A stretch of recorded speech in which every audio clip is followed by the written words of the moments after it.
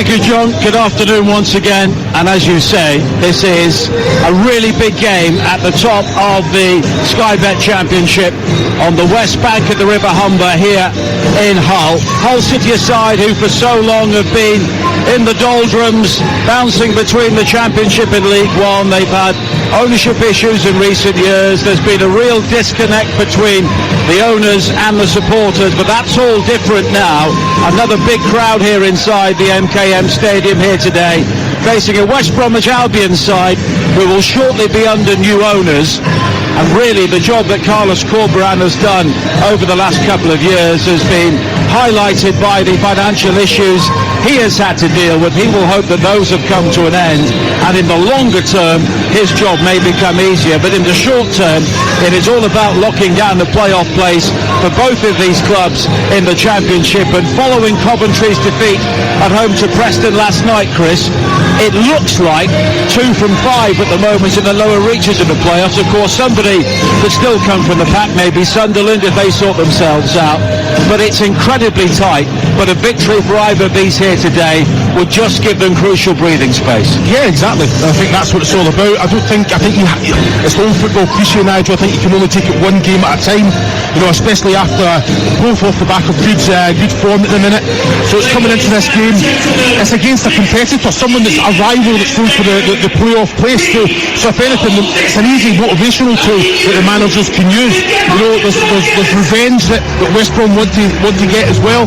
So there's a lot on this game, but this could be the catalyst to go into the business end of the campaign on a little bit of form as well, because both teams are ticking that box exactly. Well, this stadium is a vibrant place once again. When we've come here in recent years, the upper tier of the main stand has been completely unused, such has been the lack of interest, but the fans are packed around us here at the back of the main stand. And Hull City, in their tiger stripes of amber and black, are about to get this game underway in the first half. Bright sunshine, but very chilly here in West Hull.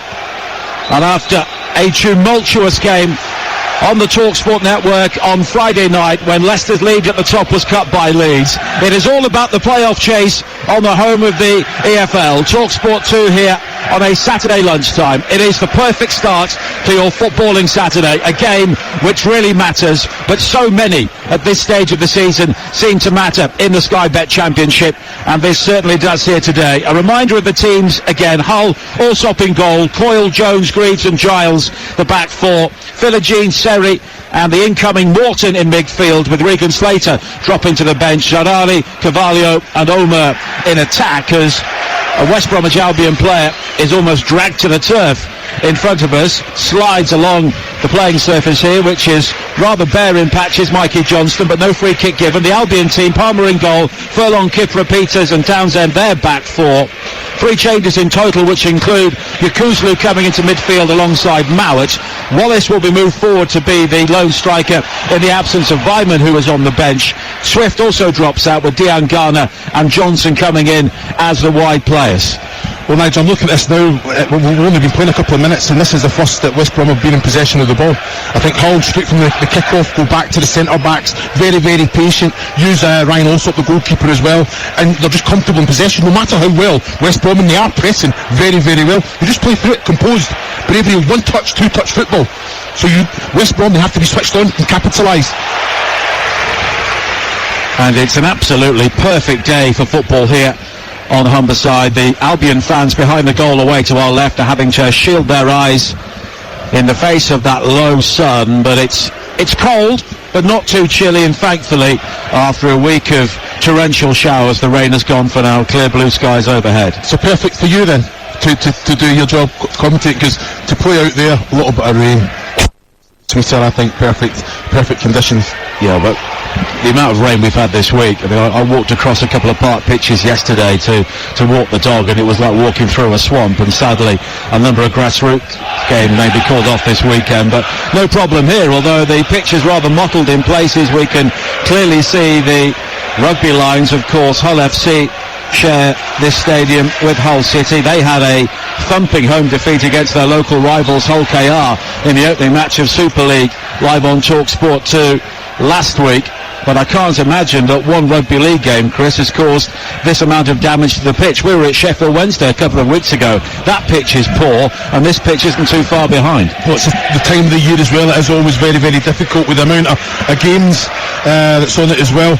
I'm looking at the way that West Brom was set up with Jed Wallace, and I think you lose a lot with having Jed Wallace as the top out-and-out striker, you know, because he's, as a wide man, he puts the ball right in the money. But in that little moment of play there, he drops so deep. You then have Tom Fellows and Michael Johnson going as a striking pair. So it's all about intelligence. Is that the opportunity for him to get forward? And that front four is so important to the way that West Brom play, especially in possession. Back towards Allsop, and now Jean-Michael Seri, who came out before kick-off to a great reception, the new African champion with the Ivory Coast at the base of the Hull City midfield. Eyebrows were certainly raised when he arrived here from Fulham, having got promotion at the start of last season. One of a number of players brought in by the new owner at the time, Archon Oyala. Of course, Shota Avaladze was the coach then. It was a poor start under the Georgian. He was quickly sacked, and Liam Rossignol has come in, and what a job he has done. Of course, he was briefly in charge of Derby County as the interim. He was replaced by Wayne Rooney. He ended up at Hull City, and in the end, he has done one of the jobs in the Championship so far this season. Of course, it was Paul Warne who eventually came in League One to replace him at Derby, but he stepped back to one of his former clubs, stepped up to the Championship, and he's a progressive manager. That's what you want to see. No, exactly. You know, and I think, like you say, it's all about man management. I think he's come in, he's impressed the owner here, and then I think, you know, he's had a few appearances on the Talk Sport shows, and says he's surpassed all expectation. You know, I think that he was impressive, but what he does, he has a foothold and control over many facets in this football club, and they're all aiming and pulling in the right direction, which is outstanding. See, look at this place. This place is rocking with the football that they're seeing as well.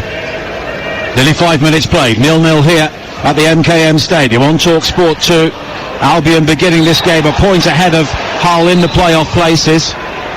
And of course, Preston's victory 3-0 at Coventry last night has really tightened things up. Over on Talk Sport, we heard Leeds with that late comeback beat Leicester. So the top of the table as it stands, Leicester 78, Leeds 72, Ipswich 69. They play later on today, as do Southampton.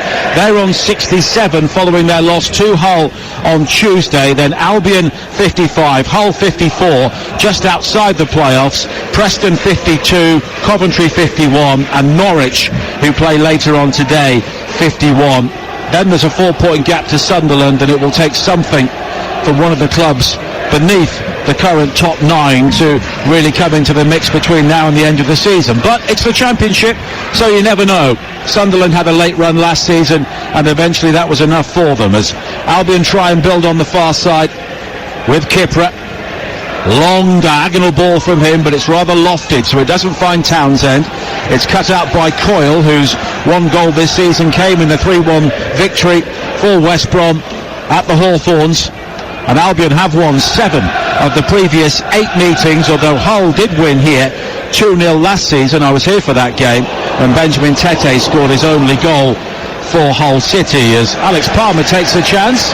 Bit of a bob and weave outside his penalty area, but manages to evade Umur, but then hammers the ball straight out of play for a throw into Hull. Yeah, that's the way I think that they've got to do it. In possession, West Brom, if it's centre-backs, if it's Kipre or Peters, and even Palmer, I think the way that Hull go hunting the full outfield, the 10 outfield players are all very, very compact, and they're shifting across, moving forward, to drop together, very, very well drilled, and that's where you're going to get joy when you've got that quality of distribution. You can find Townsend or Furlong, because I've got to say, I think Fellows and Johnson, they come in inside and leave a lot of room down the channels, so that's how you can hurt this whole side. And Hull do well to win it back in the central area once again, but it was Seri who was pulled to the ground, and Stephen Martin, the referee, has given a free kick to Hull midway inside the Albion half. 7 minutes played here on a bright, sunny, almost early spring-like day, and it's Hull 0, West Bromwich Albion 0. The big game's coming up later on, which you can follow on Game Day Live over on Talk Sport with Adrian Durham in the playoff and promotion race. Norwich going to Blackburn, Ipswich at home to Birmingham. And Southampton also playing Millwall as well. Yukuzlu heads the free kick away inside the penalty area, nodded back in field, then a big boot upfield from Kipra, which is up rather than away. Morton was underneath it, tries to guide it back towards the edge of the penalty area, but it's cut out by Yukuzlu, and now Furlong with the early ball forward, down the Albion right, looking for the pace of Fellows, but it's cut out on the far side by Giles, one of the number of decent looking loan signings made by Hull in January, and Albion will have a throw in on the far side. Yeah, that loan market is it's important you make the right signings, but all the players that Liam Rossignol has identified and brought in and fits the brand, fits the brand, the way that he wants to play. They've definitely hit the floor running. And they have done really well in the market. It was all a bit chaotic when the new owner arrived with Shota Avalanche. They were signing players left, right and centre, and they looked to have been signed as a team of individuals rather than a team ethic, as Johnston uses his pace on this near side. Early cross into the penalty area, looking for Swift, nodded away though well at the near post by Greaves, and Albion will have a throw in, but maybe the lack of an authentic centre forward costing West Bromwich Albion there. Yeah, it was excellent though. Excellent down this left hand side from West Brom, Townsend linking up with Johnson. Excellent way to pass, and then it was a running race. And I've got to say, Johnson, Alfie Jones was miles off it, wasn't he? It's just that end product, and you're spot on. I think it's having that understanding with being a wide man, looking at what you've got to hit. Jed Wallace, okay, yeah, he's very intelligent footballer, what's his socks off, but you want to have that presence in there. The ball wasn't a bad one, but you need more options than that when you're Michael Johnson and you've got your head up looking inside. Well, we were talking downstairs to Tony Brown, the legendary former West Bromwich Albion player, in the press room, and he said people have been criticising Jed Wallace, only 3 assists so far this season as a wide player, as Fellows chases a long ball forward for Albion up towards the edge of the penalty area. We'll go back to that point. Now Johnson coming in field onto the right foot, the Celtic loanee encouraged to shoot, but he meanders across the penalty area into the sunshine on the far side to find Furlong. Furlong is quickly closed down by Zerari, another loan signing, and the challenge comes in from the Burnley man, and Greaves has the opportunity to bring the ball clear, and it's worked very neat and tidy there by Hull on the far side until the challenge comes in from Yukuzlu, and it will be a throw-in to Hull. And Wallace has been putting plenty of decent balls into the penalty area. If they had a Bob Taylor, a Jeff Horsfield, a Chris Owellamo in the middle, his numbers may look a bit better. Yeah, I've got to say I'd love to play with Jed Wallace, because he puts the ball right on the money time after time. Works very, very hard for the side as well. He's captain for a reason. He leads by example. He must organise, communicate, put the demands on the players around him as well. But just an all-round good technical player. But what I'm seeing just now, like we just seen Tom Fellows was the furthest man forward. Good hold-up play, little set to Michael Johnson. He should have took the shot. I don't know why he's not. He's got that quality about him. 23 yards from goal, a few bodies in front, just finds that bottom corner, just bends it round the last defender. He's got that quality. Don't turn that down. But West Brom are getting a little bit of foothold in the game. Hull have got to say a little bit guilty of overplaying in their own defensive third. Now they've got to pick their moments because they can go forward with quality and with pace. And Johnson, one of a number of young players who came to prominence at Celtic around the same time, and he's 24 years of age now, but you still think of him as a precocious youngster, but he's not quite kicked on at Celtic. No, and it's difficult. You look at the players, the competition that he's got. When you got players like Furuhashi up against you. Yeah, Maida, I can go through a list, but when you get your opportunity, he's done well there. Palmer outside the penalty area, doing well to head the ball away, because Fabio Carvalho was closing in on him very quickly, and Carvalho, the Liverpool loanee, scored an excellent goal at Southampton on Tuesday. Southampton won't regard it as excellent. It was an opportunity given to them by some rather hapless passing out from Southampton, but it was the whole pressing which led to the opportunity which was taken by the youngster. Yeah, no, that's impressive. I think without the ball they are very, very aggressive on the front foot, but if I'm Alex Palmer, then I'm having a proper go at my centre backs, because there's not enough pace on the ball. It's not gonna make it, so deal with it. Oh yeah, I'll come out and I'll sweep up when I have to, but he's in a head duel there with Carvalho. It can't happen, Nigel. And now Seri inside the centre circle, back towards Ryan Giles. And the transfer business was rather haphazard when there was the change of ownership. But you look at the players they brought in during January: Sarari, Carvalho, Giles, Sharp. Good players to have at this level. Variety of experience, and also club experiences so far. But players like Ryan Giles, brought to play in the Premier League. It will happen for them eventually, but they've brought players in with plenty of miles on the clock, and good miles as well in the Championship. Yeah, and that's what's important. Know exactly what the league's about, what the expectations are, have the Championship minutes in the legs, and like you say, it's so competitive, Nigel. You have to be up, you have to be in physical shape, you have to have that mental strength as well, because the games come thick and fast. But after the defeat, you have to get back on the horse and go and win the next game.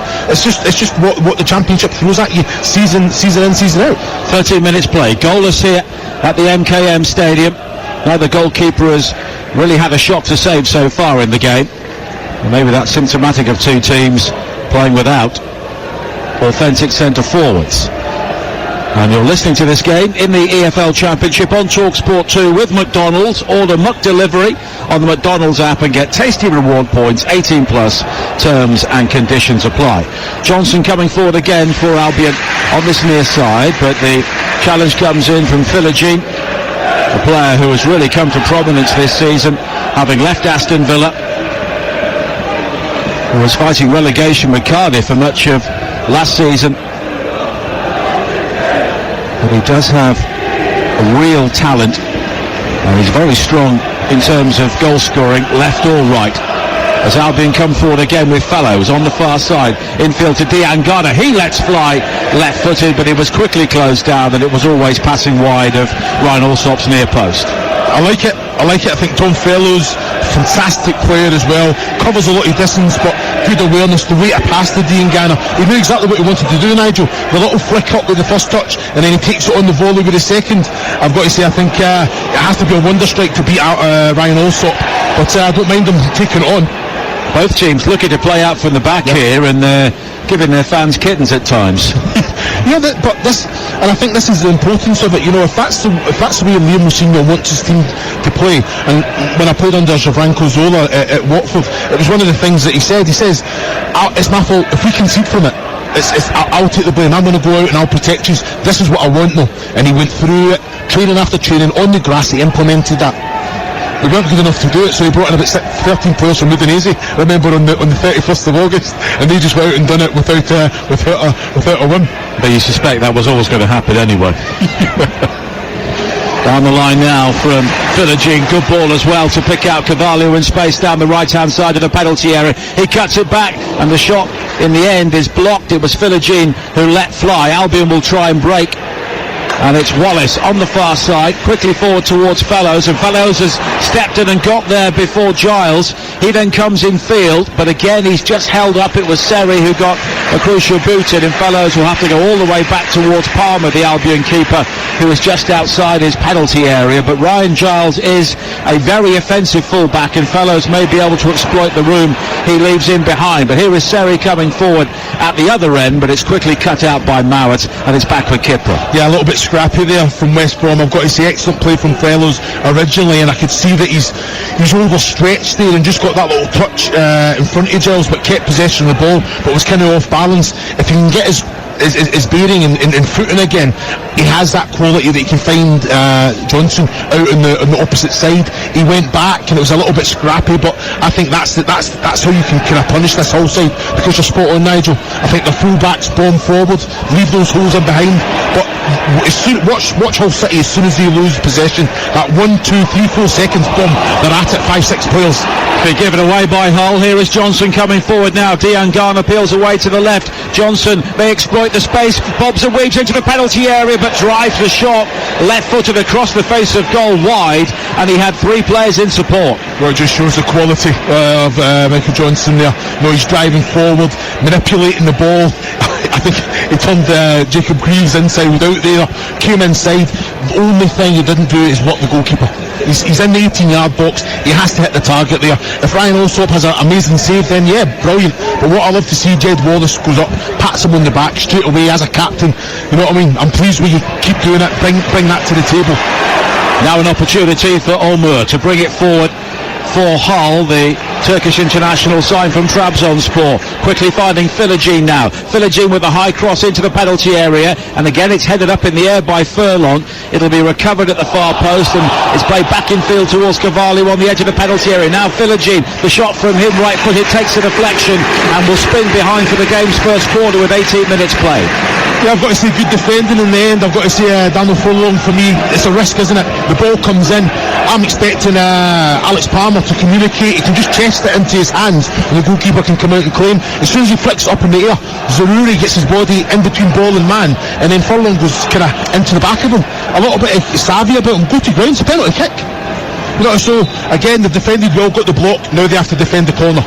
Corner swirled in towards the near post, but stooping to head the ball away was Furlong, and it gets the distance, and it's back towards Louis Coyle inside the centre circle, and in the end Seri will go all the way back to Ryan Allsop, the former West Bromwich Albion youngster. He was played in every single division during his career. Poor defensive header from Furlong, straight towards Carvalho, who goes down on the edge of the penalty area. Kick, Nigel. Challenged by Yakuzlu, but nothing given. It's a shocking decision from the referee, and he's right up to speed as well. You know, I think Martin, the referee there, he's got to give it. You know, it's a poor keeper. He comes in, takes him out the game whatsoever, no contact with the ball.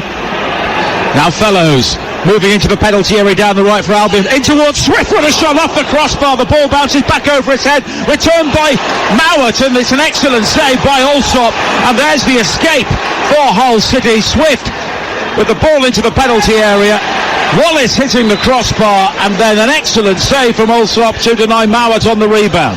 Well, Fellows again, isn't he? He's just outstanding talent. Comes in, gets his head up, got the composure. He's in the 18-yard box coming in from the right flank, and then he just picks Swift out.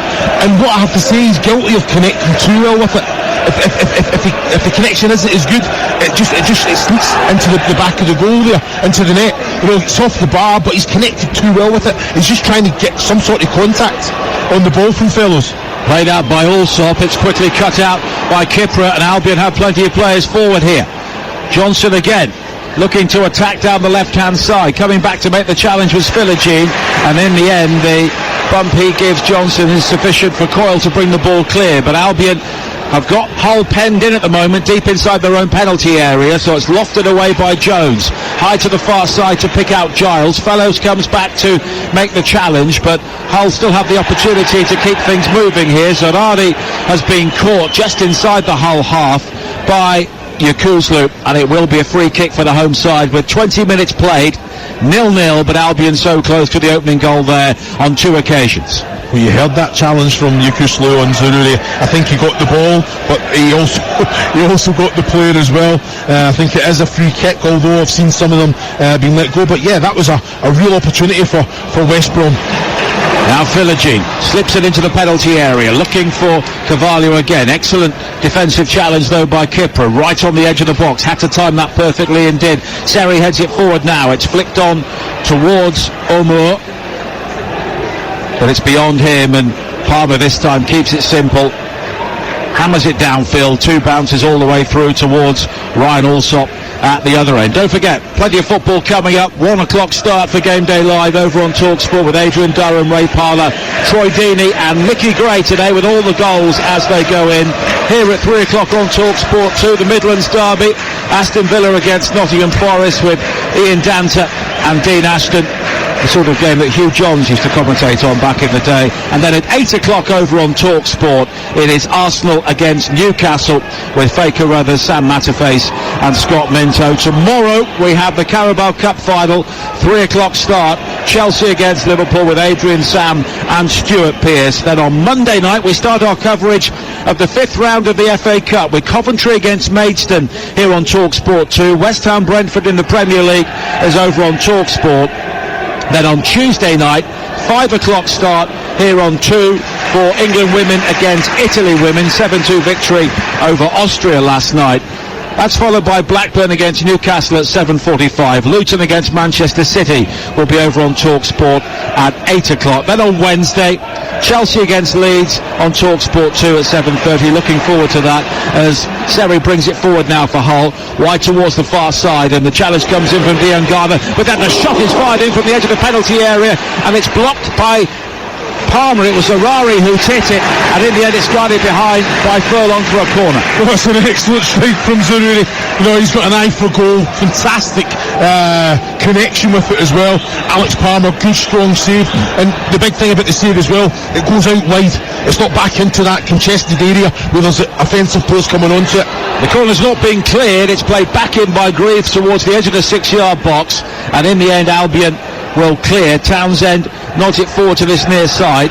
Not sure what Wallace was trying to do. I think he was trying to flick the ball on in mid-air to Diangana, but he makes no contact, and it's all the way back towards Ryan Alsop. And to continue and conclude our coverage of the FA Cup on Wednesday night on TalkSport, exclusive to TalkSport on national radio, it is Forest against Manchester United. And then on Friday, big game in the Championship once again.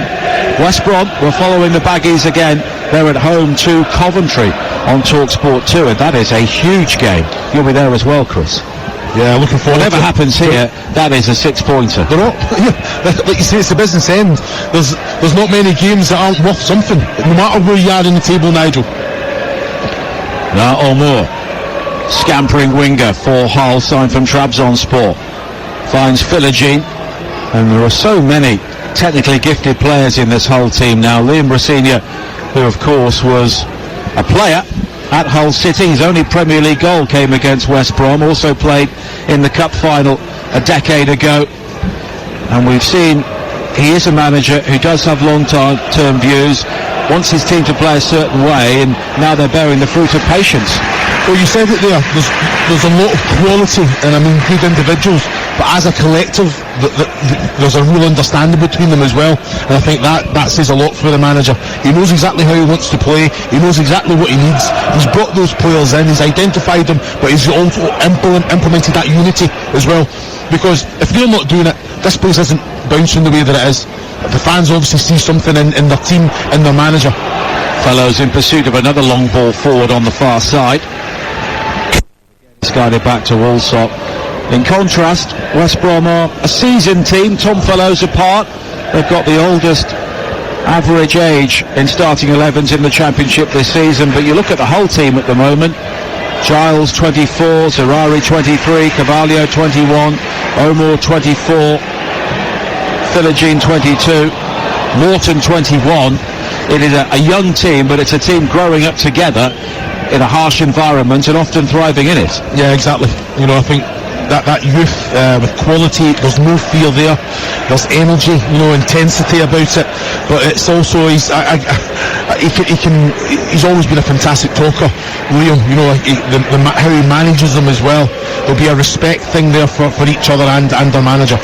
Jones steps in before Swift, plays it back towards Alsop, who reverses the ball back towards his central defender, deep inside the penalty area, but he's got time to play it long downfield. But Peters rising above O'Moore, and here is Johnson, and now Yakuzlu, who spins away into that strip of sunshine on the far side, and Furlong. And now Fellows again with an opportunity to attack Giles inside the penalty area. Excellent looking cross in, but it's over the head of Wallace, and it's claimed one-handed by Alsop, and again with a big bustling centre forward there, that would have been ideal for them. Yeah, I was just going to say, back to your earlier point, you know, I think when you've got that quality of Johnson and Fellows and wide areas, or even Jed Wallace out there, you need a target, you need a presence, you need someone that's going to be aggressive and get in the end of those balls, because that was excellent quality from Fellows. You may as well invert them and get them to cut inside and try a shot, because I understand they're good crosses in, but they're not finding anyone. Well, I think that we'll see that in this game as well. You know, I think Carlos Corberán, every stone is every scenario the game can throw at you, these players are prepared for it. I understand exactly what you're saying. They then come in, they take that shot, back post area, a lot of bodies running across the face of goalkeeper, makes it very difficult, but they're getting joy.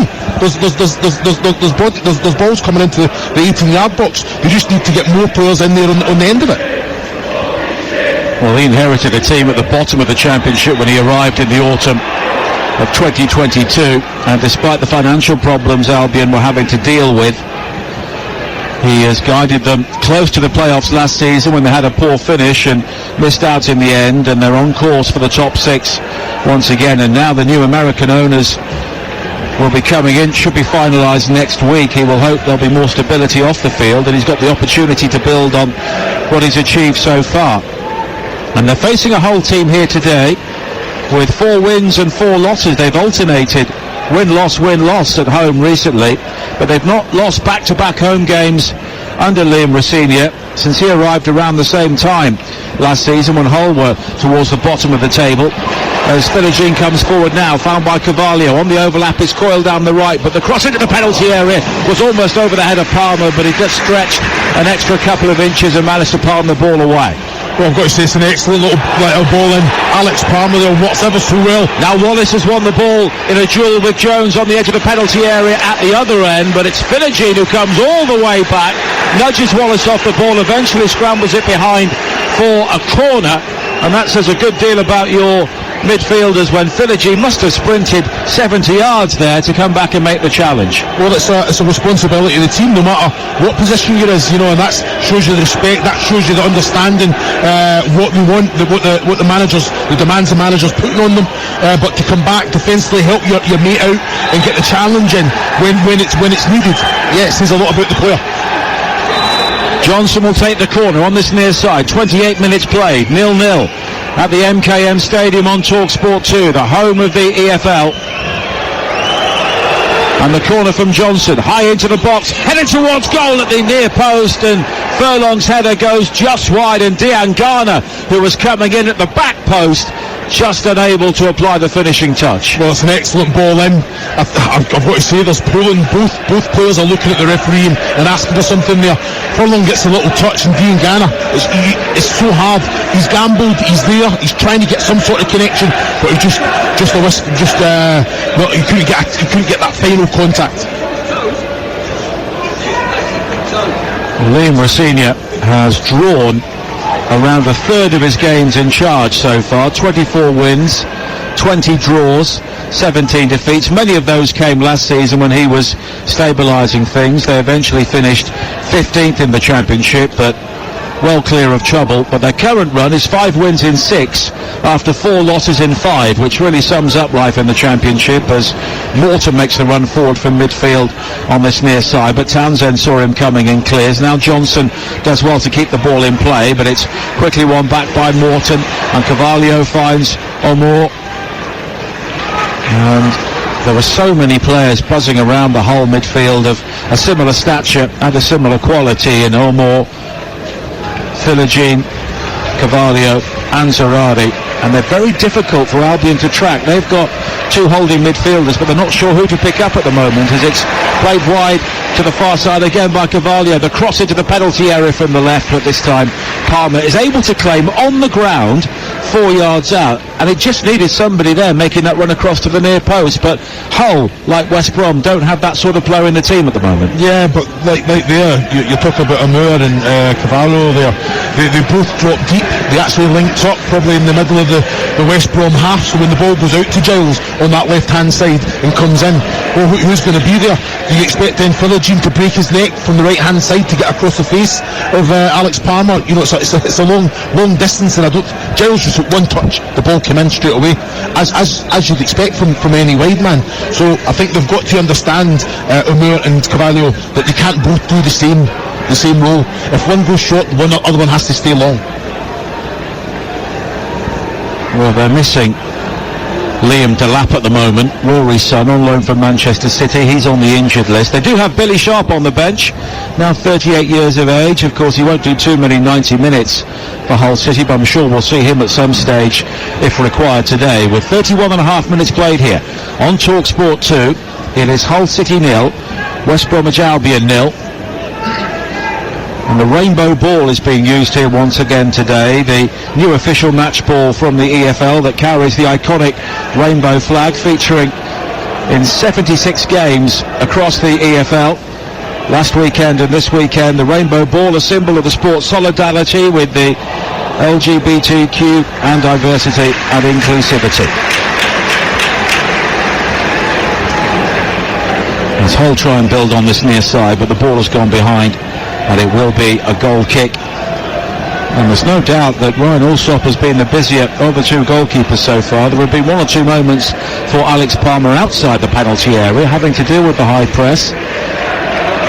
But with 12 and a half minutes to play in the first half, Carlos Corberán will be fairly satisfied with the way his team have managed to snuff out Hull's attacking talent. And they are a team who have done well defensively. 15 clean sheets in 33 games this season, including that 3-0 victory at Plymouth on Tuesday. 5 1-0 wins as well, which of course are always valuable in the Championship.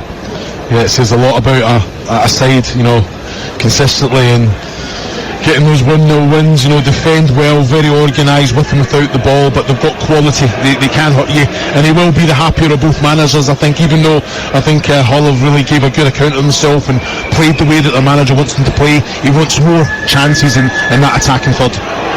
Albion did win at Home Park on Tuesday, but 36 of their 55 points have come at the Hawthorns. In contrast, Hull have had more wins, more points and more goals away from home. They've not done too badly here, 7 wins, 4 draws and 5 losses, but only Leicester have won more away games this season. They've been victorious 9 times on the road. And of course 3 successive away victories, all 2-1 at Rotherham, Huddersfield and notably Southampton, their first win on the South Coast since 1951 on Tuesday night.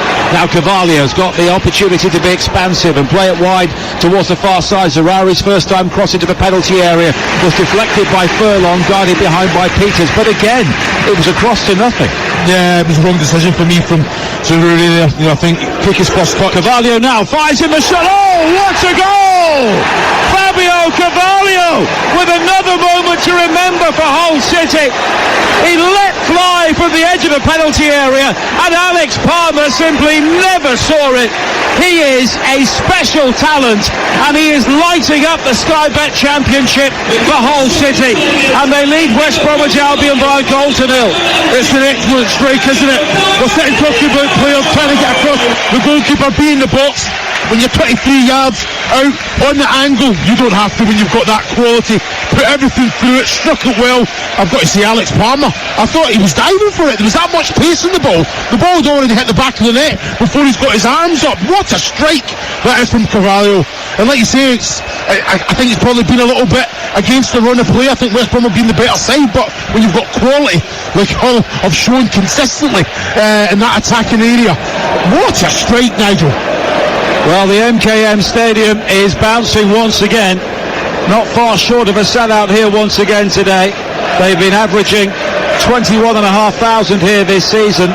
It was less than 18,000 last season. The fans who were disenchanted under the previous ownership have certainly come back to this club under Archon Ojala.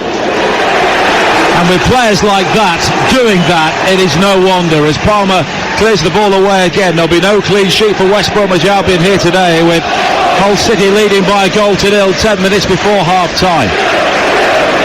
And I think Palmer was called out by the pace of the shot, but defensively I'm sure Fabio Carvalho will be, or rather Carlos Corberán will be wondering why Fabio Carvalho has so much room on the edge of the area. Well, they took the shoulder very, very quickly, Nigel, and that's what I'm saying. So as West Brom, Alex Palmer, you set up normally as a corner. As soon as they take it quick and they go out, and Carvalho received the ball, so maybe he's a little bit unsighted there as well, Alex Palmer, because there's defensive bodies going out to try and close Carvalho down, because for the ball to get past him, it was struck very well, but you do expect your goalkeeper to get closer to it, so maybe unsighted. Well, Fabio Carvalho was on loan at Leipzig in the first half of the season, barely featured in the Bundesliga, but you can imagine he's going to be a central character in the playoff race in the Championship between now and the end of the season. His third goal already for Hull City, scored as a result of a high press at Southampton on Tuesday, but that was all about individual talent and opportunism there from the Hull number 45 as Philigi gets the ball from Carvalho again. Seri, he sold Grieve short. He was quickly closed down on this near side by Mowat, but it will be a throw-in in the end to Hull City. And Hull have climbed into the top 6 on 6 different occasions this season, and if they win today they'll be above Albion into 5th place, and crucially they'll go on to 57 points, and they would be 5 points clear of Preston, who are currently just outside the playoff zone, and they go to Preston next week. So there are some massive games next week, with West Brom at home to Coventry, live on TalkSport 2 next Friday, and then Preston playing Hull. And this is a big game here today, and it's not over. Albion have shown they've got opportunities to create chances, if maybe not having the right personnel to take them. With 8 minutes to play in the first half, Morton slips it into the penalty area for O'Moore. Back towards Coyle again. He's quickly closed down, but Hull maintain possession, and it's all short passing crisply along the ground from Liam Rossini's team on a fairly bobbly playing surface. But if you've got players with a decent first touch, they can make light of that. No, they've got it in abundance, haven't they? You know, you look at intelligent players that have a real understanding. You know, a Philogene plays it into O'Moore, he plays it to Cavallo, then he makes that little run off. The rate of pass in behind just kept possession well. But what I want to see from them is that ball coming in the box when the opportunity presents itself to put a cross in, especially when they've got 3-4 bodies in the box, Nigel. We talk about tippy-tappy shot football, end product. That's the whole point of keeping the ball, is to make sure that there's shots on target, crosses in the box, and attempts at goal.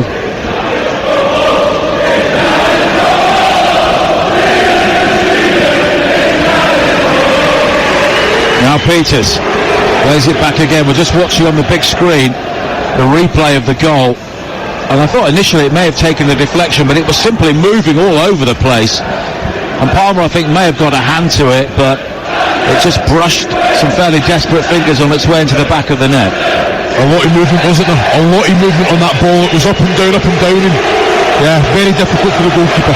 Well, that rainbow ball was past him in a multicoloured flash, as it's picked up by Jones on this near side. 6 minutes to play in the first half on TalkSport 2. Hull 1, West Bromwich Albion 0. And Giles on the far side for Hull, in the Tiger stripes, and it's all the way back from Jacob Greaves towards Ryan Alsop. West Brom hit the bar before the goal, and Alsop also made an excellent save to keep out Alex Mowat, as Peters has to head the ball away. Yukuzlu on towards Diangana, who we've barely seen going forward so far for Albion, and I'm not sure it's the right balance on the right hand side with Diangana playing in behind Fellows. You almost need those on different sides of the pitch, because they're trying to do the same job. Yeah, I understand exactly what you're saying. I think it's just maybe it's something that Carlos Corberán, because Giles is bombing forward, he's trying to kind of maybe impact the way and style of Hull City to the detriment of his own attack. Now Fellows coming forward now, almost found Wallace on the edge of the penalty area, but it was Coyle coming across to make the challenge, and it bobbles through towards Alsop once again. And we welcome listeners from TalkSport to the MKM Stadium. Bright sunshine here, and a bright moment for the Hull City supporters. An excellent goal from Fabio Carvalho 10 minutes before half time. A short corner played on their left hand side, infield towards the Liverpool youngster, and he absolutely hammered it from the edge of the penalty area. It swirled all over the place beyond Alex Palmer. His third goal since arriving on loan from Anfield, and Chris Arolimo, it was a real moment of quality. Yeah, it was. You know, fantastic ability. The way that he's just received the ball, one thing in mind, the connection, the power in his strike was outstanding. I've got to say, Alex Palmer was unsighted, but it was in the back of the net. He tried to get a hand to it, a little bit of contact, but the movement on the strike itself was outstanding. Came against the run of play. I think West Brom have had their moments, caused a few issues in the attacking area, but just haven't capitalised, Nigel. Albion do have a long throw on the far side, plenty of room out there for Furlong to hurl the ball in towards the near post, looking for Yukuzlu, but it's nodded behind by Greaves, and it will be a corner kick for West Brom, and they've already hit the crossbar in this game. An excellent cross in from Fellows down the right hand side, and it was Jed Wallace, who was playing as the false nine today, who hammered the ball against the crossbar from close range, and the rebound was volleyed in by Alex Mowat, and Ryan Alsop did well to beat that one out. But we'll just see this corner for our listeners over on TalkSport, which will be taken by Swift on the far side. An outswinger towards the near post. Furlong with the header, and he scored! Darnell Furlong with the downward header straight into the ground, and it reared up over the head of Ryan Alsop. Nothing that he could do, and it's a very rare goal from Darnell Furlong, but it was much needed for West Bromwich Albion. 2.5 minutes before half-time. An unlikely goal scorer, but it's Hull City 1, West Bromwich Albion 1. Well, like you say, you go and win the first contact. Darnell Furlong, he's got he's done it. He's made that little kind of slight touch. I've got to say, Ryan, also you've got to got your feet better. There was no pace on it. It's bounced over him. He's actually kind of, I think he's anticipated going to the bottom end, and he's dived to it. He's got to do better as a goalkeeper, but it's always a concern. Every cross that's come into the box, West Brom are the one that's making that first contact, and then they're reacting to the second phase, and they have to be more aggressive defensively. Hull City, you know, they've got the lead against the run of play. They still have to go out and defend well. Be aggressive when that ball comes into the box. Well, Darnell Furlong finished that like Paul Furlong. Commentary continues on TalkSport 2. It is Hull 1, West Bromwich Albion 1. Well, we didn't expect the shot from far out from Fabio Carvalho to open the scoring. We certainly didn't expect Darnell Furlong to nod in a corner, but it's the second time he's won that ball. Yeah, well, the first time it was Dean Garner that was trying to get in the back post area from the Darnell Furlong flick. So has he, again, is that Carlos Cobran changed it? Who's marking? Because he wins his aerial duels, Furlong. He is strong in the air. It's something that Liam O'Senior's definitely going to have to eradicate and put something a little bit more aggressive and stronger for that aerial duel. Darnell Furlong's third goal of the season, and it's 1-1 at a time when Hull City seem to have a fairly firm grip on this game, as Seri plays it wide towards the far side. On the balance of play, though, I think 1-1 is probably a fair scoreline at the moment, because Albion created the better opportunities before the goal, which really came out of the blue. Yeah, I have to agree with you. You know, it doesn't always work like that. You know, I think Liam Senior will be very, very disappointed. Changes the whole team talk.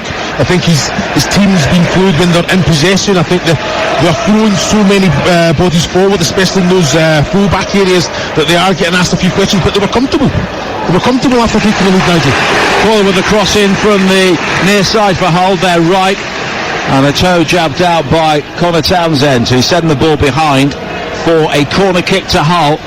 And we have 15 seconds of normal time at the end of the first half. We've had neither medical team on, so I wouldn't imagine we'll have any more than a single minute of added time.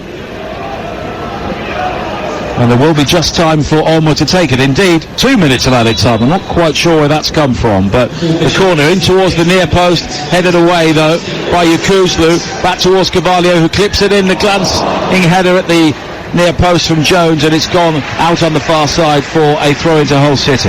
Yeah, again, it's an opportunity, isn't it? Alfie Jones gets that kind of first contact, just keeps it in the danger area. I'm just expecting a little bit more from Tyler Morton, you know, so all good.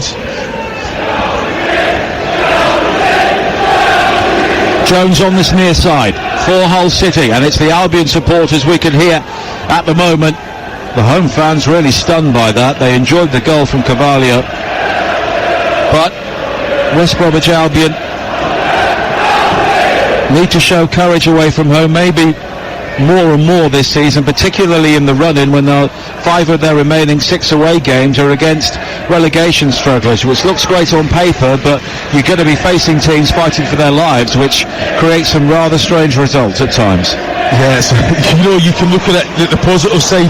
I know what dressing room I'd rather be in, a team that's trying to kind of fight for a playoff place, or fighting for your life down the bottom end. You know, I've been in both, Nigel.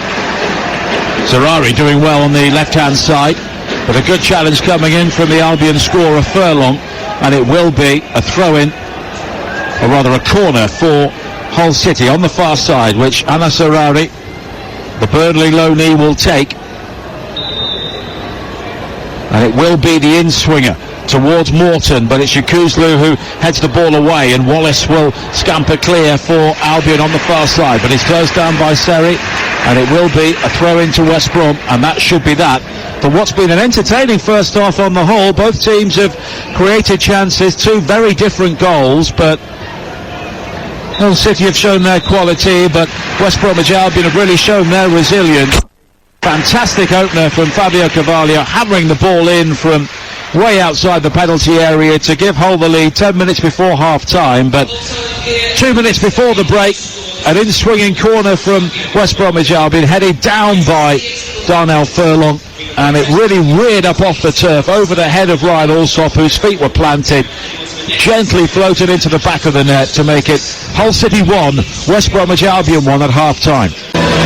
Thank you, John. There don't look to be any changes from either side at half-time, so a reminder of the two teams again. Hull, Alsop in goal, the back four, Coyle, Jones, Greaves and Giles.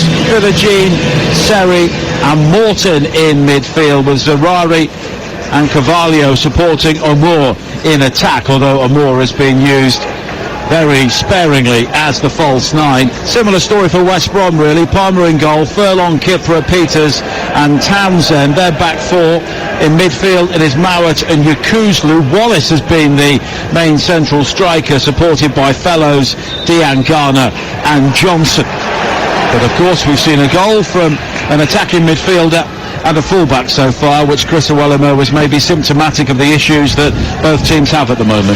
No, definitely. You know, I think you look at the quality you've got, especially wide areas, both coming in. You want an out-and-out striker to go and be able to attack that and pose a threat.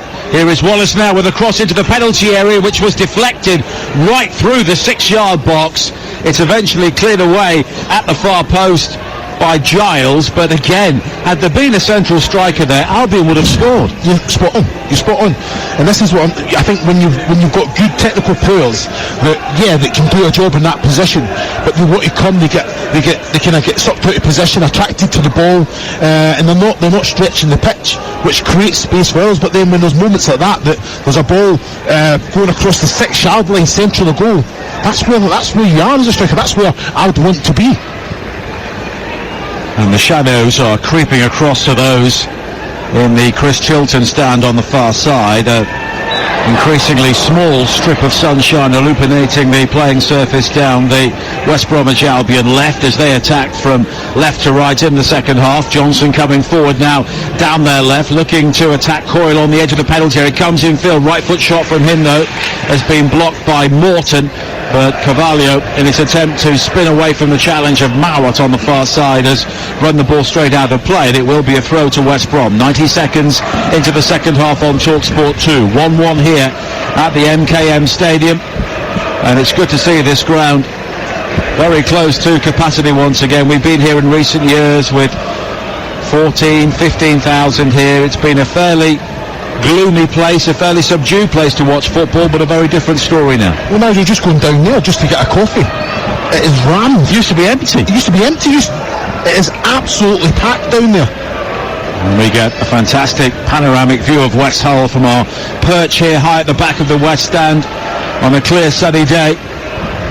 Fairly still as well. We can see the wind farm up on the hills way beyond the city centre, and all of those wind farms are stock still today, but the conditions here are absolutely perfect. And so far we've seen two teams trying to play football in inverted commas the right way, and although we've had a lack of opportunities from central strikers because there haven't been any, the overall spectacle's been pretty good. Yeah, I think very attractive on the eye, isn't it? I think playing through the thirds, different styles but both very, very effective.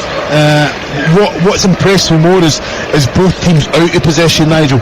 I think a real understanding, a lot of work has went on the grass to implement and for them to have an understanding, and then in that transition I think both teams have been very good as well. And it's back again with Ryan Alsop. I think both goalkeepers will look at their role in the goals and not be too happy in it. Maybe both of them failed to move their feet sufficiently. Palmer to deal with a long-range shot from Carvalho, and Alsop to try and keep out the downward header which bounced into the ground in front of him from Furlong. And in particular, Alsop did rather seem to have feet of clay for his involvement in the equaliser very soon after Fabio Carvalho had scored the opening goal. 4 minutes into the second half as Wallace is beaten to it on the halfway line by Greaves. Important challenge from the Hull central defender. Now Seri exchanging passes with Morton, and it's wide towards Giles on this near side again.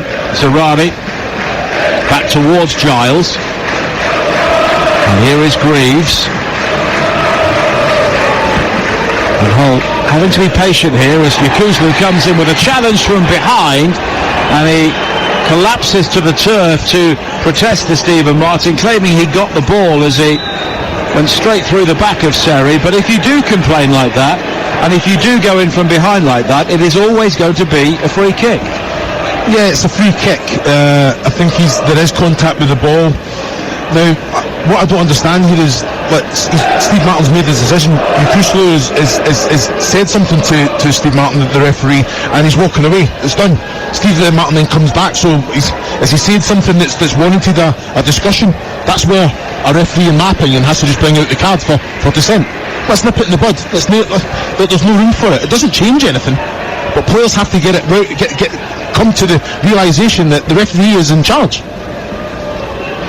And we played 5 minutes in the second half here on TalkSport 2, and it's still 1-1 as it was at half time. Both teams trading goals late in the first half here. Hull, the side who were briefly ahead, and these sides are point apart, 5th and 6th in the playoff zone in the Championship, which just highlights the importance of this match, with Preston closing in on the top 6 themselves with a victory yesterday, as Philogene has been caught by Peters midway inside the Albion half, wide on the far side, the Hull right, and it will be a free kick to the Tigers. Yeah, again, I think player how he manipulate the ball, knew the challenge was coming, just gets the ball out of the way in time, but knew was protected for the fact that they're that far ahead. Nigel, as soon as he receives the ball, he's got an idea of where he wants to go, what's in the box. Fantastic technical player, Philogene. And it's a free kick for Hull on the far side, and Zerari will take it, and it's short towards Seri on the edge of the box. He lofts it high, and goodness me, he almost caught the goalkeeper out. I thought he was trying to cross it, but Seri may have been going for goal there. It was heading towards the back of the net, and Palmer, backtracking, had to tip the ball over the top. Well, it's an excellent opportunity, isn't it? Seri came from nothing at all, had Alex Palmer scrambling a little bit there, and then, like you say, it's coming down just under the crossbar, so the goalkeeper has to make a decision. Good strong hand out for a corner. And Zerari will now try his luck from this side, and it will be an in-swinging ball into the penalty area. And if Seri had scored there after what he's done recently on the international stage, that would have brought the house down. Zerari's corner into the box causes one or two issues at the near post as it's flicked on before it's guided away by Mowat. But here is Zerari again with a high diagonal ball towards the far post, and Philogene has been penalised for some pulling back on Townsend, and it will be a free kick to Albion inside their own penalty area. Yeah, silly one, isn't it? I think just make sure there's a lot of distance to cover, a lot of room. Philogene, you see a yellow card for something is petty, and for nothing as well. It's in the opposition box, furthest distance from your own goal, so there's no need for Philogene to foul there. It's laid off on the far side by Johnson. He was caught as he tried to find support, but now Johnson is moving forward, but sliding in with an all or nothing challenge was Greaves, and Greaves plays it all the way through, and it's gathered again by Alex Palmer. And there is just a sense at times that this game is really on the edge. The importance of it has been epitomised by one or two last-ditch challenges, particularly in the second half, which has certainly got the crowds back up at times. Fellows with another excellent cross into the penalty area. It drops on the far corner of the 6-yard box. It was such a good delivery, but again, nobody there to attack it, so it was completely wasted. It was a great cross from Tom Fellows, and you know what, he receives the ball right on the line of that attacking third, and then basically just does a little step over, gets that yard, and it's an excellent ball in. Jed Wallace is at near post, but the whole 6-yard area is empty and actually bounces a foot from the point of the back end of the 6-yard box. You know, that's where someone's got to be coming in. It makes no sense. Okay, Michael Johnson, whoever it is, I'm looking at Mowat. Can Mowat make it? Even Townsend, you know, someone's got to break the neck to get at that back post area. It's an excellent cross, Nigel. But in the end, it comes to nothing, and it's another waste. And we've seen that for both teams, although Hull have not tried as many crosses into the penalty area, but Albion here are playing with two orthodox wingers. As Carvalho now lifts it over the top, looking for Omar. Palmer outside his penalty area will hammer the ball away to safety. And it's a real shame, in some respects, that Albion have got this quality in their delivery, because it's maybe one of these games where they'll never be able to do as well as they've done in this game again this season, but there's nobody there to finish it off, and people will say they've offered nothing. They'll look at the stats, but the reality is they've offered a lot, but there's other parts of the game that are letting Albion down. Yeah, spot on. And even in Jed Wallace's in the wide areas, the exact same deliveries coming in. They just need that out-and-out striker that's only desire is to score goals. Hull have won a corner on this near side, and it's played short to Zerari from Giles, and Zerari hammers the ball in off the body of Furlong, and it will be another corner here to Hull City. 10 minutes into the second half on TalkSport 2. 1-1 at the MKM Stadium.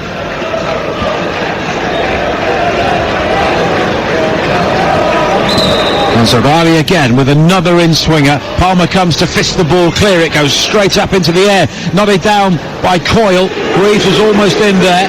Now Coyle again, 25 yards out. Dinks it back in towards Greaves, who tries to nod the ball down, but he's beaten to it. But then Giles wins it from Wallace on this near side. Omar back towards Giles. It stood up towards the edge of the 6-yard area. Headed clear by Peters, but the pressure continuing here from Hull. And it's Coyle again, finding Giles. Giles with a low bouncing ball into the area. Jabbed away by Peters, but it's gathered by Seri. Seri back to the halfway line, and Coyle. And Hull keen to keep the pressure on here, with Albion very, very deep. Every single blue and white striped shirt is well inside their own half at the moment. Ryan Giles finding Abdul Kadir Omar. But the press comes from Albion. They gradually funnel out up to the halfway line, and it forces Hull back, and Albion will regard that as a bit of an escape, because Hull there were keen to put the pressure on, but again, I sound like a stuck record, but it's that lack of presence, because that is the issue of the game. Yeah, but they're still scoring a lot of goals, Nigel. That's what I'm saying, but they're up against a very kind of well-drilled side. Well, the back pass towards Palmer does well to sweep the ball away under pressure from Carvalho, and it will be a throw-in on this near side for Hull. And both goalkeepers are really on their toes here. But we're talking about the lack of central striker, but there are players coming in with that high press from absolutely everywhere. Yeah, they are. You know, but I think both keepers have shown, especially today, very comfortable in possession. Eric Peters there, it was a terrible back pass, but like you say, I think Alex Palmer comes out and deals with it. You know, I think anticipates that there's a chance that it could happen. But I have to say that both teams are scoring goals. So I understand that we keep nailing that home, that having an out-and-out striker that only can stay in the box and be aggressive and what he get on the end of crosses is a priority. But they're still doing enough to win this game. And I've got to say that's both teams. And it's now been given up by Hull inside the Albion centre circle, an infringement. It will be a free kick, and we played 13 minutes in the second half here on TalkSport 2. Hull against West Brom, brought to you with McDonald's. An order Muck delivery on the McDonald's app and get tasty reward points. 18 plus, terms and conditions apply. As Albion try and come forward now with Townsend down the left, but he's challenged inside the penalty area by Coyle, and eventually Coyle was fouled by Townsend. No hard feelings between the two fullbacks, and it will be a free kick to Hull deep inside their penalty area. Don't forget, coming up at 3 o'clock here on TalkSport 2, Villa against Forest with Ian Dante and Dean Ashton from the Premier League, and Arsenal against Newcastle, live and exclusive to TalkSport at 8 o'clock with Sam Matterface, Faye Carruthers and Scott Minto. And we have the Carabao Cup final on TalkSport tomorrow at 3, Chelsea against Liverpool. FA Cup action Monday, Tuesday and Wednesday of next week, plus West Ham against Brentford on Monday night. Monday Night Football on TalkSport at 8 o'clock from the London Stadium. But so much live football to come next week. We're at Coventry on Monday night, Blackburn and Luton on Tuesday night, plus commentary of England women against Italy women, as Furlong is challenged and fouled on the edge of the penalty area on this near side, and it will be a free kick to West Brom. Yeah, I'm watching that, Nigel. I don't think there was a lot in that, albeit you look at Furlong's body language, he just kind of waved to the referee with the finger, saying that it was wrong. He's entitled to go for that. Both players, and it was Greaves and Furlong going. I think it was fair and correct on both players' point of view. Just Furlong got the advantage. Nearly an hour played here on TalkSport 2. Bright sunshine in West Hull, and the floodlights are shining brightly here, and all of the floodlights in this stadium, particularly on the far side, almost look as though they are looming up from behind the stand to peer over the top and see what's happening inside the ground. As it's played forward for Hull down the right, Coyle lays it off for Philogene, and now there is space and time for Greaves, and the home fans around us in the main stand appreciating the way that Hull are trying to spread the play, but the ball forward from Serrani was initially cut out, but quickly won back by Amor. But here is Townsend on this near side. Look to the referee, believes he was pulled back, but the referee tells him to get on with it, and Hull will get on with it. In the centre circle now with Jones, lofted forward looking for Morton, but headed away by Mowat. But once again, there's not really the outball for West Brom. When they look to turn the ball over quickly, they're much more effective trying to build through the thirds, as it's played long downfield for Hull, but Furlong does well to chest it down, play it back towards Palmer, who under pressure from Carvalho plays it long up towards the halfway line. Yeah, I think Furlong there kind of seen the danger in behind. Both the centre-backs received the ball. You know that they've got a lot of confidence in Palmer, because I don't think it was an excellent ball from Furlong back to Palmer there, but he's comfortable both feet. I just think they need to be better in those positions, West Brom. And Hull, a team who've won at both Leicester and Southampton, but they've also been beaten on 5 occasions here, and they've got some big games coming up. They're away to Coventry in March. They're also at home to Leicester. Big game next week now when they go to Preston as well. And in April they travel to Leeds, and they also have a home game here against Ipswich, which will be absolutely huge. And of course you will follow the best of the action here on TalkSport 2 as Hull come forward now with Zerari down the left hand side, cuts infield towards the edge of the penalty area, loops into the path of Fabio Carvalho. Now Seri on the edge of the D, plays it wide towards the right hand side. A chance for the low shot in from Philogene from the edge of the penalty area, but it's gathered well by Alex Palmer. Well, it's an excellent break, isn't it? And in numbers as well, real good quality.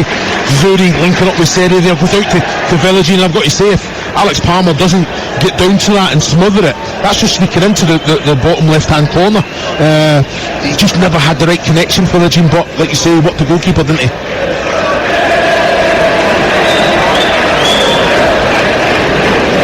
62 minutes played here on TalkSport 2. Hull City 1, West Bromwich Albion 1. So if it stays like this, Albion will remain a point clear of Hull, who would move 3 points away from Preston just outside the playoff places. Changes now for both sides. Aaron Connolly has come on for Hull City to replace Abdul Kabir Omur, and for West Bromwich Albion, Adam Reach, also comes on, and he replaces Tom Fellows. What you say, just fresh legs, isn't it? Technical players, and comfortable. Well, Fellows for me, that's a good player. He's doing a lot as well, you know. In the age, I don't understand the change. I'll be honest with you, Nigel, I don't understand what he was bringing to the game. A little bit quiet second half, but still he has moments of quality. Now Carvalho, and Connolly has gone forward as the nearest thing that Hull have to a number 9, as Philogene tries to pick his way through the bodies on the edge of the penalty area, but it's cleared away by Townsend.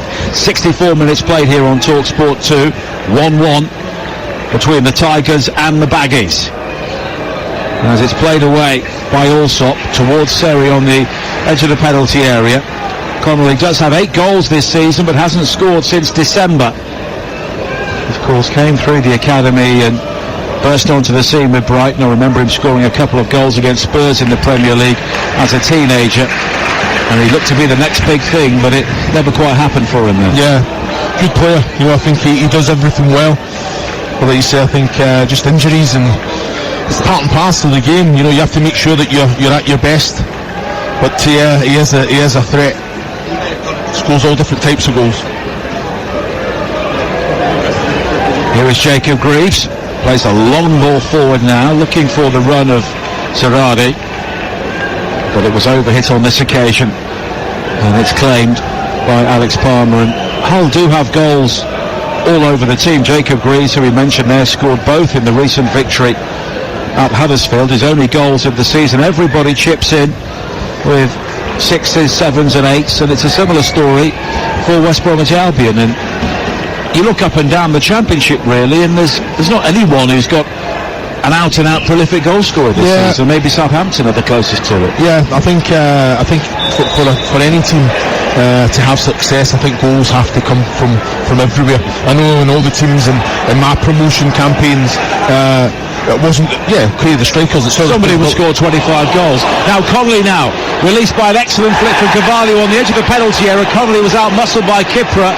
No free kick given, and Reach will bring the ball forward now for West Brom, playing on the right, so of course very much left-footed. He will have to always come back in field. Yeah, but that's it. This knowing your opposition player, knowing what area to kind of direct him in. But I thought Kipra there was an excellent defensive challenge, real strong, kept possession of the ball, and then in that transition tried to play out as well.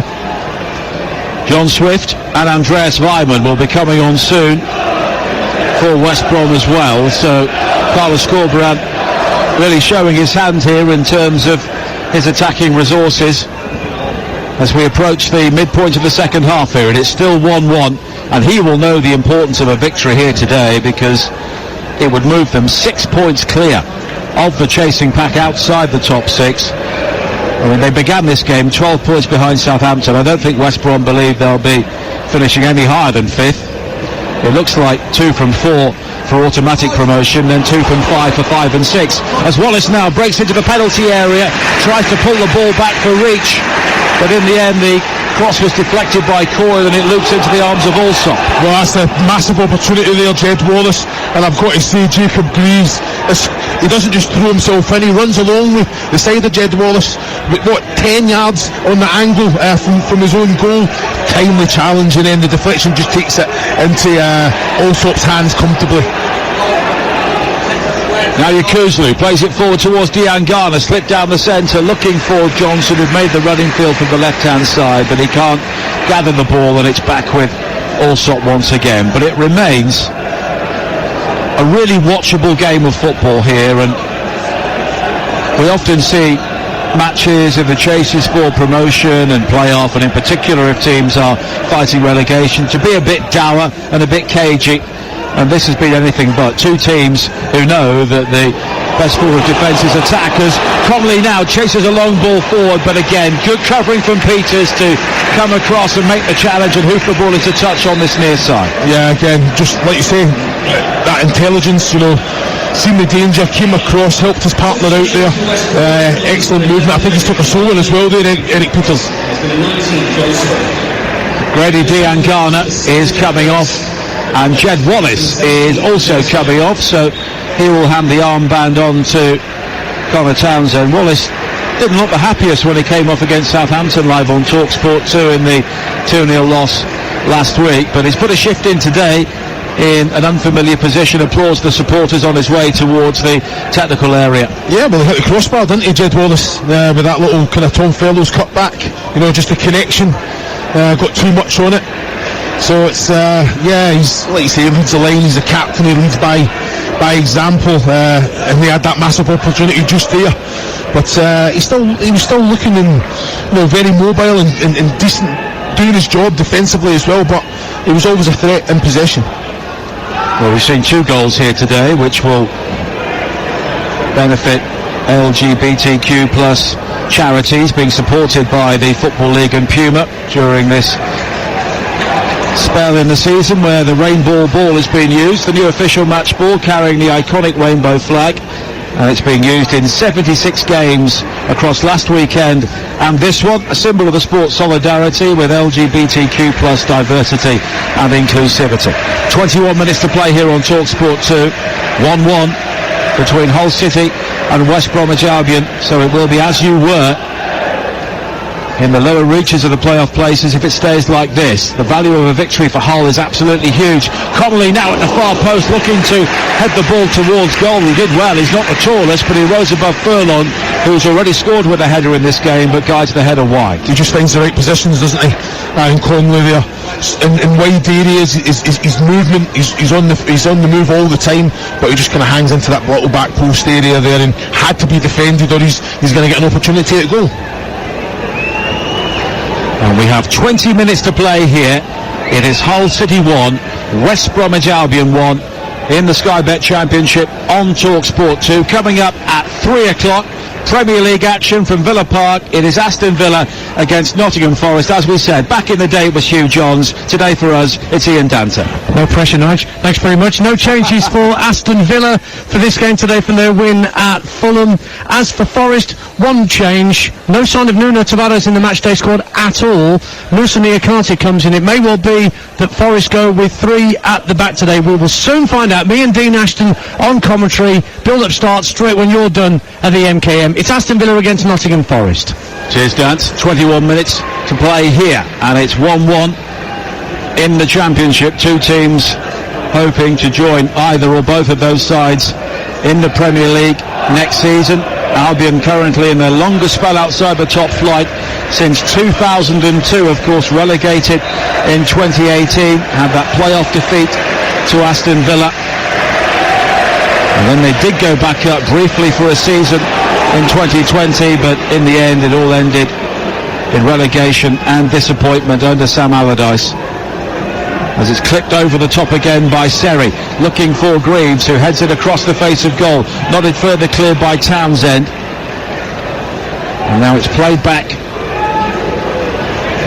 by Johnson towards Townsend again, and it's now hooked forward towards the halfway line, but Reach doesn't have the pace to get that. And Adam Reach, playing on this near side, the right, really looks like a fish out of water, because there are not many better left foots in the Championships, but there are not many more one-footed players than Adam Reach in the Championship. Yeah, I have to agree.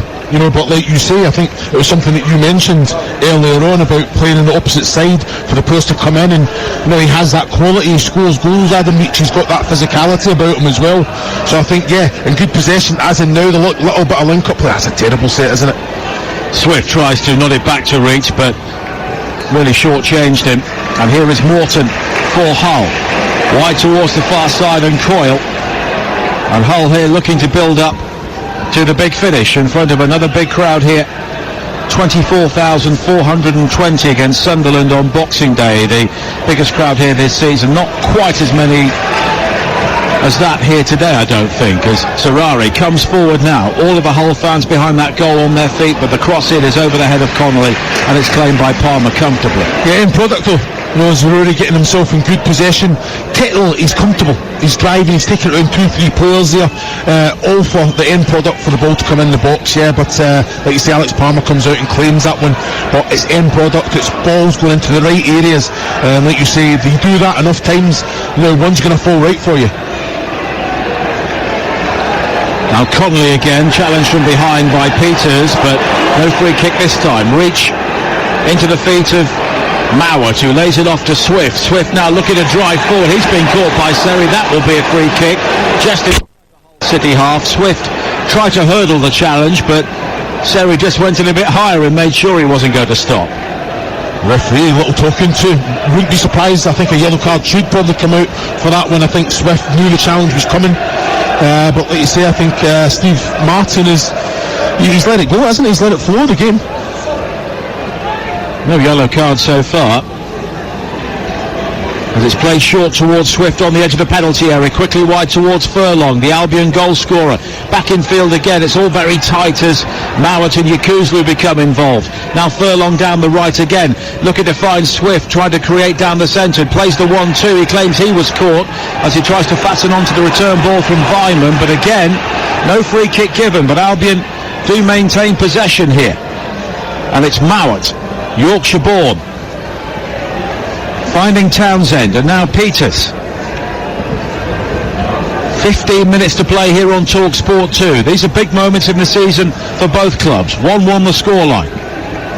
Now Johnson, who had a very bright start to the game, but has rather faded for West Brom and has barely had a pass in the second half. Yeah, well, I think it's the way that Hull have come out. The second half, probably a little bit more pragmatic in those full-back areas. It's leaving it to the offensive players to be the creative. Here is Reach now, down the right-hand side, tries to pull it back into the penalty area, but it's blocked by Greaves, and it's spun behind for an Albion corner. Yeah, much better there, West Brom. Adam Reach, no fear in trying to whip it across with the right there. Jacob Greaves had to go in and make that defensive challenge, and I've got to say, outstanding defending again, doesn't throw himself in, make sure, can he get closer, edges closer every little bit, and then timely challenge it was. Mowat, 1 or 2 boos for the former Barnsley player, and he will take the corner kick, which will be an in-swinger on this near side for West Bromwich Albion. They scored from a similar situation in the first half, and we're getting to the stage of the game where a goal now may well turn out to be the winning goal. And Stephen Martin just sorting 1 or 2 things out deep inside the 6-yard area, and it's Cedric Kipre who is towering over Louis Coyle in that position, looking to hold off the Hull City right back. And it's Mowat's corner, high in towards the near post, and it's claimed unchallenged by Allsop. It's excellent goalkeeping from Ryan Allsop, but I've got to say what a wonderful corner that was. Right at that near post area as well. Someone's got to come across and just get some sort of little slight contact. Great goalkeeping. Early release from Allsop as well, trying to find Fabio Carvalho on the far side, but he's held up by 2 Albion players, and ultimately West Brom have a throw-in on the far side. And again, I think it's been a more pragmatic second half from both teams. Yeah, well, I think a lot was put into it. I think energy levels, especially after the distances travelled as well. But I'm looking at, you'll talk about Ryan Allsop, the distribution, I think, has been outstanding today. When it can go, he puts it, but again, more often than not, Liam Rosenior wants him playing out from the back. But you know what, Carvalho there asked the question in behind, and it was excellent from the hands as well from Ryan Allsop. And Johnson tries to bring it forward for Albion on the far side. There will be more changes now for Hull. Another Turkish international, Ozan Tufan, will be coming on, and Regan Slater will replace Jean-Michael Seri. He's been through a lot in the last month or so. The emotional roller coaster of life in the Ivory Coast squad at the African Cup of Nations, when they came back from nowhere to win the tournament on home turf. Regan Slater will come on to slot in at the base of midfield, having been left out today. And Ozan Tufan, who does have 7 goals this season, he will replace Anas Sarari, and 5 of those 7 goals have come here at the MKM Stadium. Well, it's good quality coming on, isn't it? Again, it doesn't change anything about the formation or what we're going to see in brand of football. Very, very good technical players with energy and technical quality as well. Throw in on the far side for Hull. 12 minutes to play here on TalkSport 2. Villa against Forest coming up at 3 o'clock. Arsenal against Newcastle over on TalkSport at 8. Game Day Live with Adrian Durham with all the goals as they go in underway now on TalkSport, with the Carabao Cup final, Chelsea-Liverpool, coming up at 3 o'clock tomorrow, and FA Cup action across the TalkSport network Monday, Tuesday and Wednesday of next week. And the TalkSport network is the only place to enjoy all of your footballers. Allsop clears the ball away again, resplendent in pink in the sunshine. Now Tufan wide to the far side, and Philogene coming in field from the right hand side, tries to slip it through towards Fabio Carvalho. Kipra inside the box, unable to make the challenge, but shepherds Carvalho outside of the area. But here is Coyle, and now Morton, and infield towards Tufan, and it's laid off to Philogene, who rides one challenge on the edge of the penalty area. And here is Giles now, back towards Philogene again, right foot shot off the inside of the post, but it's still loose inside the penalty area, and it's over the top from Fabio Carvalho. But Jadon Philogene inches away from winning the game there. It's outstanding play, isn't it? We're looking at Philogene as well. I've got to say, I thought the shot, I think it was Tufan, could have taken the shot on. He's given it back to Philogene. He's opened it up 20 yards from goal, a lot of bodies to go through, but like I said, he'd beaten Alex Palmer there off the post, and then Carvalho, I think he's got to take that first time.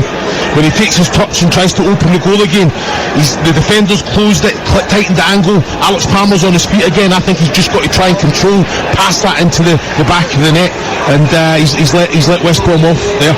But excellent quality from Philogene there.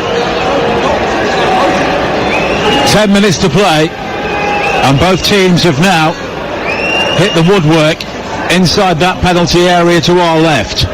1-1 the scoreline. Peters wide to the far side, and Townsend. And Albion here having to be patient, but that's a dreadful crossfield ball from Mowat. It seemed destined to head it out of play, but Furlong did well to come back and win it, and eventually he wins a throw-in, but Swift will give the ball away, and Hull will try and come forward again here. And both teams have made their defensive changes. Albion may be looking to ready another one here. I think Semi Ajayi might be coming on soon, so whether they will slot in an extra central defender, I'm not too sure, to try and have what they hold at 1-1.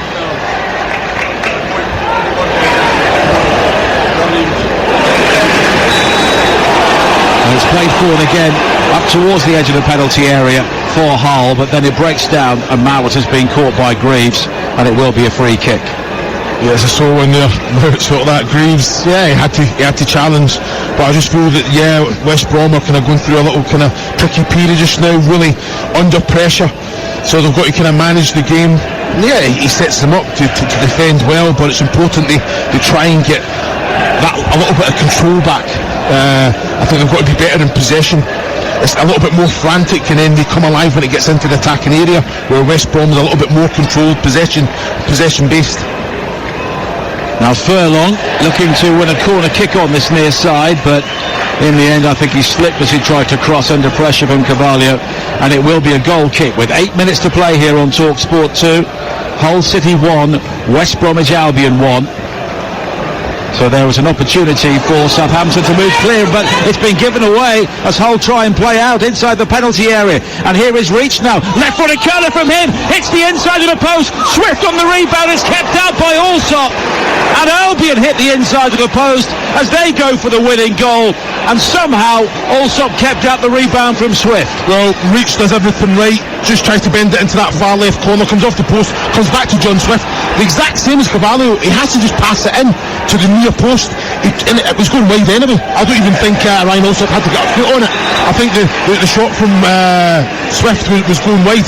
He's got to just find the near post there, make sure concentration on the contact, and just punch it into that near post. Empty, and an open goal it was, Nigel. Changes now for West Bromwich Albion. Nathaniel Chalabar is coming on along with Semi Ajayi. Eric Peters is coming off, so it's a straight swap, and Mikey Johnson will be replaced by Nathaniel Chalabar, which is a way of Carlos Corberán just stiffening up the midfield, although Swift could go over to the left-hand side. Of course, Reach could go over to the left-hand side, although coming in field from the right, he almost produced the go-ahead goal there for West Bromwich Albion with 7 minutes to play. But both teams have had chances to win it late on here. Yeah, I think both going for it. You know, I think you're making defensive, but like you say, Samuel Ajayi, come on, he's an aerial threat as well. Can he get on the end of something?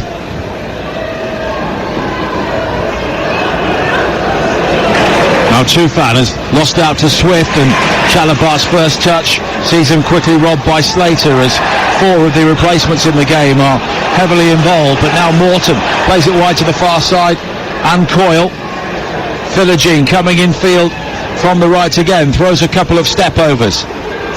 Now Jones on the edge of the penalty area. Morton wide towards Coyle. The early crossing deflected off Kipre, and it evades about 3 players waiting at the far post. But here is Giles now by the corner flag on this near side, and he's got support from Slater. Slater quickly slid in towards Morton, lofted over the top towards Coyle on the far side. He goes down inside the penalty area as he tried to head the ball forward, but there were no appeals and play continues. But Tufan has quickly won the ball back from Swift, who has gone across to the left-hand side for Albion. And now there's the opportunity for Hull to keep this pressure on with 5.5 minutes to play. Slater back towards Philogene, and here is Greaves to bring it forward now. Wide to this near side, and Giles. Giles slipped in towards Philogene, who spins away from the challenge of Chalabar. Now Morton, so tight on the edge of the penalty, but flicked forward by Chalabar, and the shot delivered towards goal, but the flag was raised for offside. It was Greaves who hit the ball into the ground, but in doing so it almost bemused and evaded Alex Palmer, but it wouldn't have counted anyway. That's a great little flick from, I think it was Conley there, with the heel, but Greaves found himself in behind. I think the flag went up very, very early. He struck it well, but what a great save from Alex Palmer, who was already on the ground with a strong right hand. 22,654 the crowd here today, and that's some improvement on the average of under 18,000 last season. And the fans who've come here have seen an entertaining game which both teams could have won and may yet win.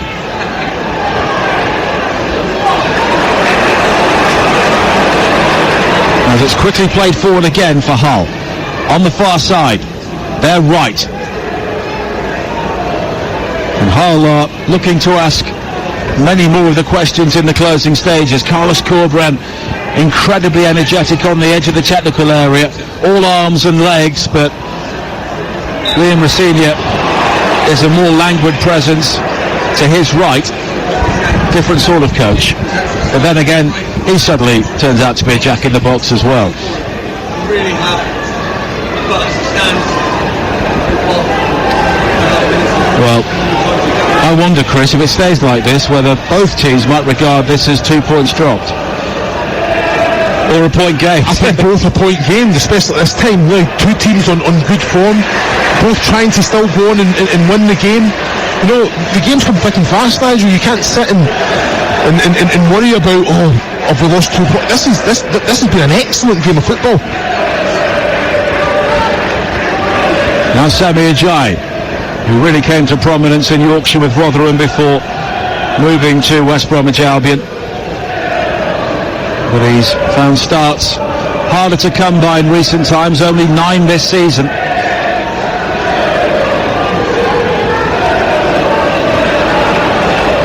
Chalabar plays it forward, good ball as well. Furlong is onside down the right, low cross into the penalty area just beyond a lunging Swift at the far post.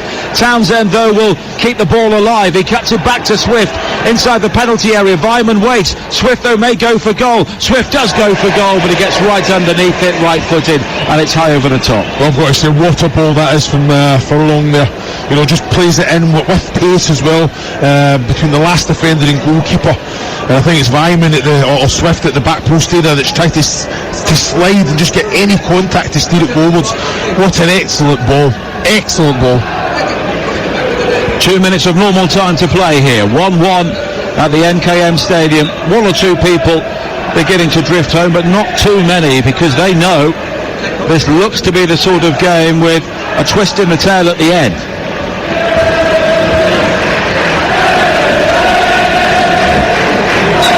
Furlong will take a throw in on this near side. And the Albion supporters willing their team on to what would be a very good point away from home, and after 2 away games, 2 long journeys, Plymouth on Tuesday, Hull on Saturday, I think 4 points would be a very good return for them. But now Townsend has given the ball away. Philogene will find Ozan Tufan in the central area, 30 yards from goal. But Chalabar comes in with a challenge, and it's quickly played forward to Vyman. Vyman, no real support, driven wide by Greaves, and in the end all he can do is coax the Hull central defender to give away the throw-in. But that was applauded by Carlos Corberán, and we are into the 90th minute here. Villa Forest coming up at 3 o'clock here on TalkSport 2. And we will begin our build-up as soon as this game finishes. Ajayi quickly playing it forward, it's left by Reach, and here is Vyman now, away for West Brom on the edge of the penalty area, and he tries to go for the chip, but it barely left the ground, and it's straight into the arms of Allsop. Yeah, I knew exactly what he was trying. He seen that Allsop was off his line there. I think he can pass that one in. I think he's trying to just kind of dink it, scuff the ball, but he's that far out, and Ryansopp, he'd left a lot of distance between himself and his goal there. I think Vyman can just try and steer that round and pass it round him with a little bit of pace, but wrong decision in the end. But again, just a threat. They're going for the win here, Hull City, and they're definitely leaving holes in the defensive unit.